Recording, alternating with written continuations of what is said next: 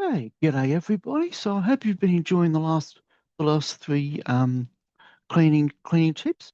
So today's Thursday and today's going to be carpets.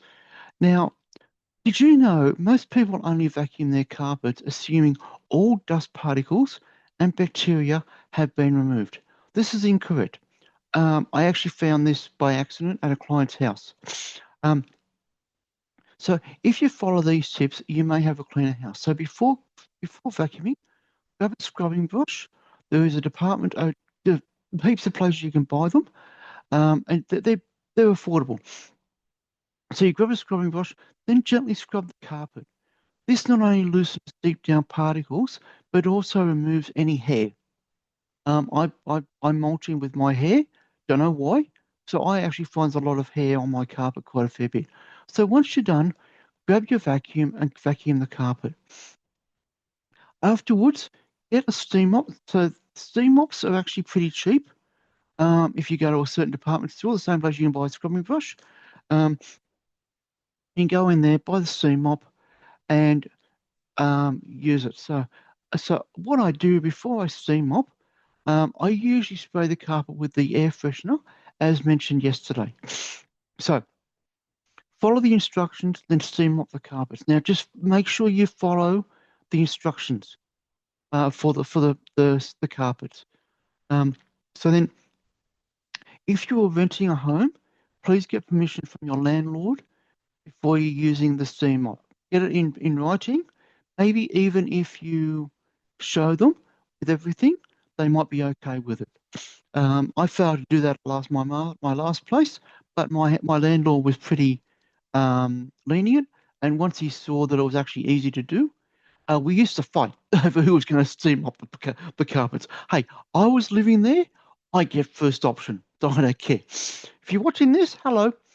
So now I learned this particular next one. This is when I was living in a place in Dandenong South several years ago. I had an ex-housemate. She had a child there. He decided to draw tar and paint on the carpet. They moved out suddenly. I actually spoke to my manager because I was like a contract house cleaner there to ask how I could remove it because I was responsible for it. They actually gave me some good tips. So this one, you are going to be surprised about this. So um, I'm not going to say it's going to work, but I suggest pouring some dishwashing detergent, just the cheap home brand stuff. It's fine. Um, on the stain, let it sit for a while. Then come back, say after about 15, 20, so I'd going, let it sit, go make a cup of coffee or a cup of tea or whatever, go and have a bit of a walk around the sort of thing, drink your tea and everything like that, or whatever you drink, have it with the neighbours, whatever, come back, then steam up the area. So it may take some goes to actually fully remove the stain.